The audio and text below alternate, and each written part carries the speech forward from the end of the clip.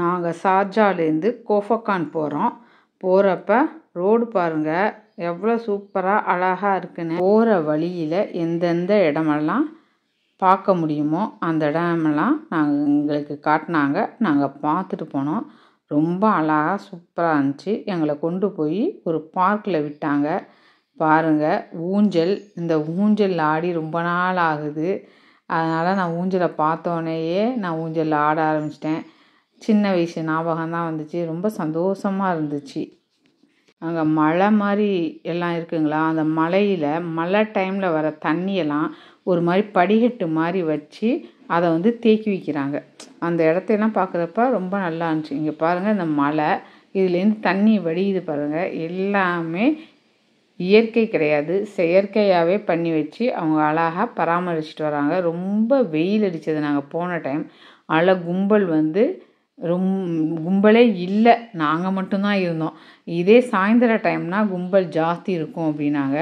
நாங்கள் வெளியேயே நின்று பார்த்துட்டு ஓவர் வெயிலாக இருக்கிறனால பார்த்துட்டு டக்கு டக்குன்னு நாங்கள் காரில் கிளம்பி அடுத்தடுத்த இடத்த நாங்கள் பார்க்க போயிட்டோம்.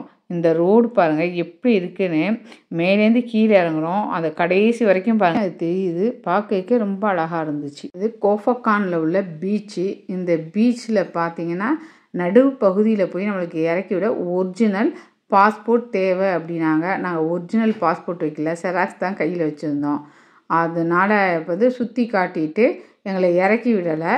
நாங்கள் பார்த்துட்டு அப்படியே போட்லேயே வந்துட்டு நாங்கள் ரிட்டன் இப்போ நாங்கள் மறுபடியும் நாங்கள் போயிட்டுருக்குறோம். அடுத்தது ஒரு பார்க் பார்க்கலாம் அப்படின்னு சொல்லிட்டு பார்க் பார்க்குறதுக்காக போயிட்டுருக்குறோம்.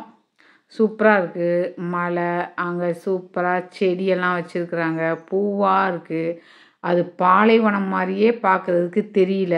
நம்ம ஊரோட ரொம்ப பசுமையாக எல்லாமே செடியெல்லாம் வளர்க்குறாங்க. அது பார்க்க ஆசையாக இருக்குது. அங்கே பாருங்கள், இந்த சைடு அந்த சைடெல்லாம் பச்சை பசேர்னு புல் தரையெல்லாம். அதே மாதிரி வீடும் மலை. நாங்கள் மேலே போயிட்டுருக்கோம். கீழே பாருங்கள் வீடெல்லாம் தெரியுது.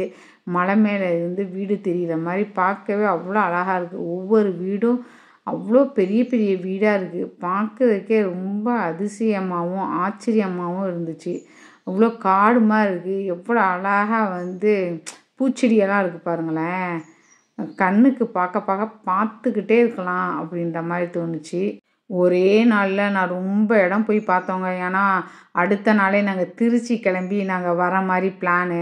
அதனால் எங்கேயுமே நாங்கள் போகலை அப்படின்னு ஒரே நாளில் எல்லா இடமும் ஓவர் வெயில். அதனால் சும்மா பார்த்துட்டு இவ்வளோ தூரம் பார்க்காம நம்ம திருச்சி வரதா அப்படின்னு பார்த்துட்டு வந்தோம். பாருங்கள், அந்த பார்க் வந்தாச்சு. இது டேம்னு சொல்லுவாங்க. இந்த டேம் பார்க்க வந்தோம். சூப்பராக இருக்குது. மலையாக தான் இருக்குது. ஆனால் அங்கே செடி ரொம்ப கஷ்டப்பட்டு அந்த மலையில் செடி வளர்க்குறாங்க. எல்லாம் டூரிஸ்ட்டு பார்க்குற மாதிரி தான் எல்லாம் செட் பண்ணி வச்சுருக்காங்க.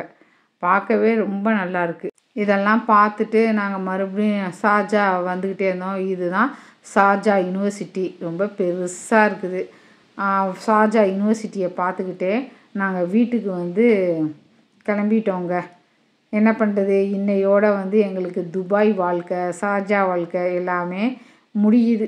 அதனால் நாங்கள் காரில் ரொம்ப கவலையாக பார்த்துக்கிட்டே வந்தோம். சரி, அடுத்த தடவை பார்த்துக்குவோம் அப்படின்னு. ஏற்கனவே நான் போட்ட வீடியோவை பார்த்துட்டு என் வியூவர்ஸ் கேட்டாங்க, துபாய் ஃப்ரேமு, புர்ஜ் கலிஃபா எல்லாம் நீங்கள் காட்டலையே அப்படின்னாங்க. நான் 2018 நான் போயிட்டேன்.